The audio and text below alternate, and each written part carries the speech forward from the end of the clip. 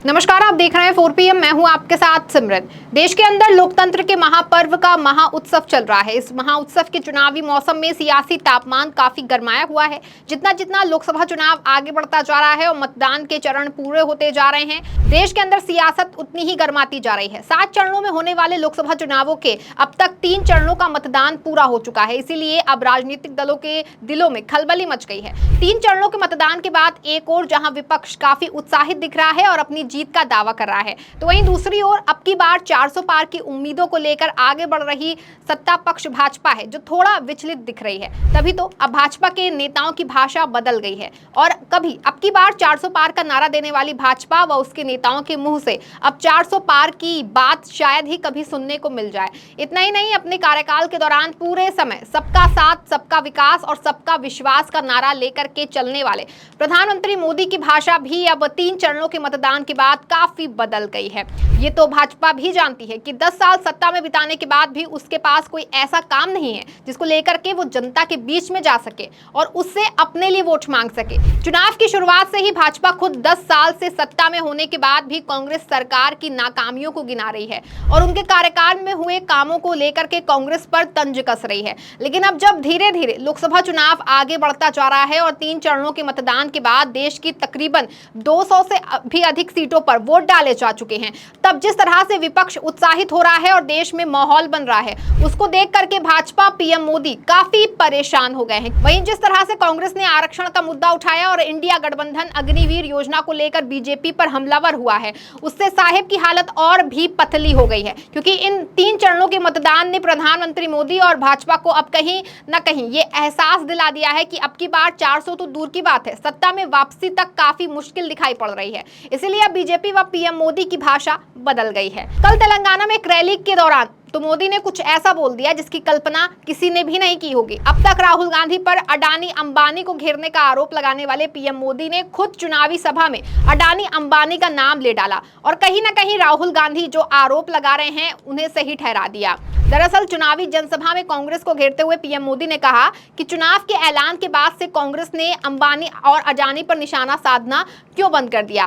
क्या उनके बीच में कोई डील हुई है? प्रधानमंत्री ने कहा था कि शहजादे को ये बताना चाहिए कि अंबानी और अडानी से इसके लिए कितने रुपए लिए गए हैं। पीएम ने यह भी कहा कि अडानी अंबानी ने टेम्पो भर भर के कांग्रेस को काला धन दिया है।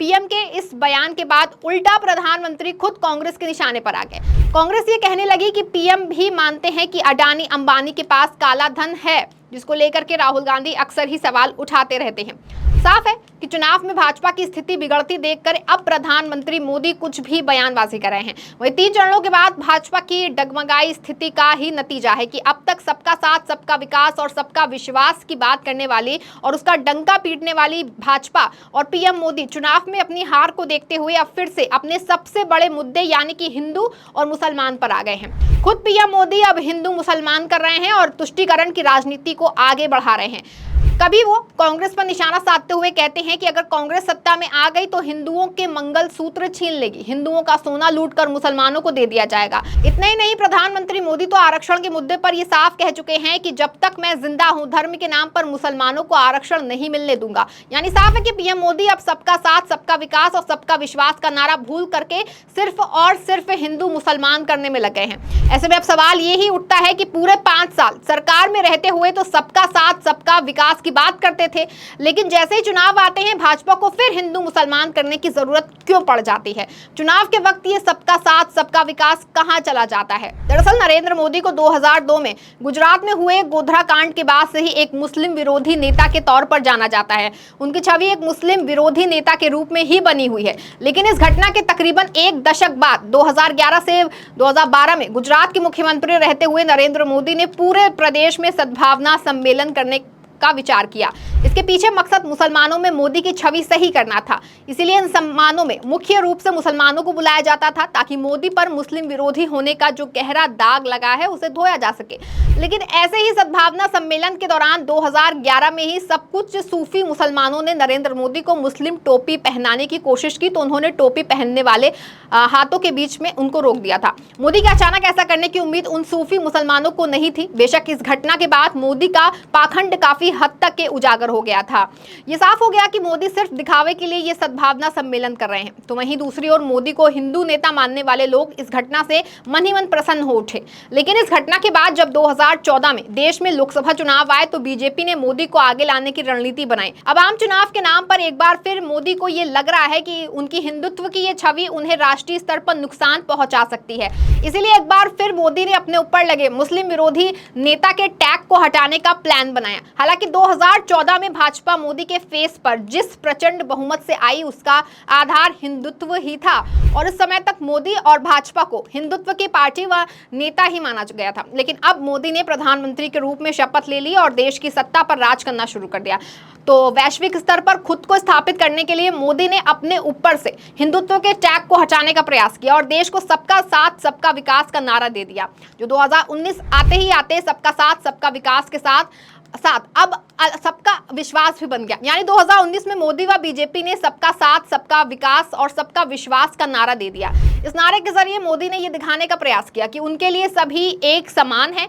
बेशक गुजरात में बोरा मुसलमान मोदी का समर्थन भी माना जा रहा है और केंद्र में आने के बाद मोदी ने पसमानदा मुसलमानों पर भी डोरे डालने का काम किया। अपने प्रधानमंत्री रहते हुए मोदी ने यह संदेश देने का प्रयास किया कि वो मुस्लिम समुदाय की भावनाओं की कद्र करते हैं।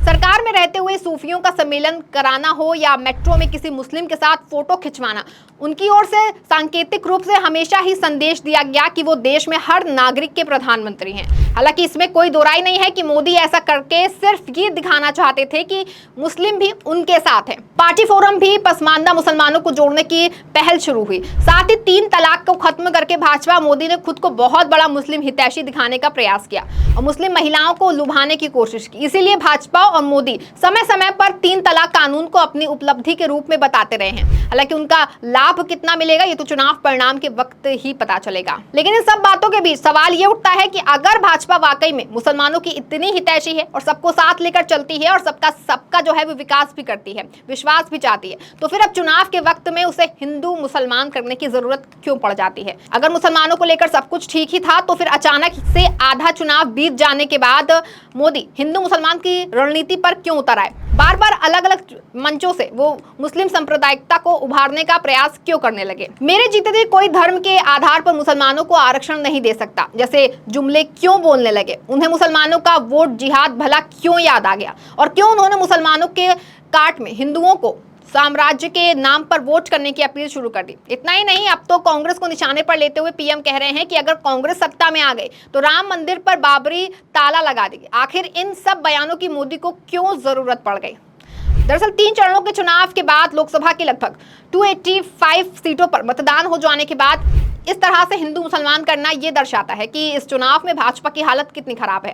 पीएम मोदी का ये हिंदू मुसलमानों का ध्रुवीकरण करना ये साबित करता है कि सबका साथ सबका विकास और सबका विश्वास भाजपा के लिए राजनीतिक रूप से एक कामयाब फार्मूला नहीं रहा है। इसीलिए फिर से देश में हिंदू मुस्लिम जो है वो ध्रुवीकरण का चुनावी प्रयास किया जा रहा है। लेकिन ये नीति एक दोधारी तलवार की तरह है, लिहाजा भाजपा को इसका नुकसान भी हो सकता है क्योंकि इससे मुसलमानों में भी मोदी को लेकर नाराजगी बढ़ेगी। तो पार्टी के कोर हिंदू वोटर के मन में भी अविश्वास पैदा हो जाएगा और जो चुनाव के दिनों में कुछ और तो सरकार के दिनों में कुछ और भाषा सुनता है। इसलिए सवाल उठना लाजमी है कि अगर सबका साथ सबका विकास और सबका विश्वास की नीति ही उचित है तो इसे सिर्फ सरकार बनने के बाद लागू ना किया जाए। इसी आधार पर भाजपा द्वारा चुनाव भी लड़ा जाए। अगर उसे ये हितकर नहीं लगता है तो सरकार में आने के बाद भी खुद को मुस्लिमों का हितैषी दिखाने की कोई भी जरूरत नहीं है क्योंकि हर कोई जानता है कि आपके दिल में क्या है। फिलहाल भाजपा के इस दोहरे रवैये और 3 चरण बीतते ही हिंदू मुसलमान का ध्रुवीकरण करने से ये साफ स्पष्ट है कि मोदी को अब ये एहसास हो गया है कि चुनावी बाजी जो है वो बीजेपी के हाथ से फिसल रही है और 400 तो दूर सत्ता में वापसी भी मुश्किल होती जा रही है। अब देखना है कि चुनाव परिणामों में क्या नतीजा आता है। इस खबर में फिलहाल बस इतना ही। तब तक के लिए आप देखते रहें 4PM। धन्यवाद।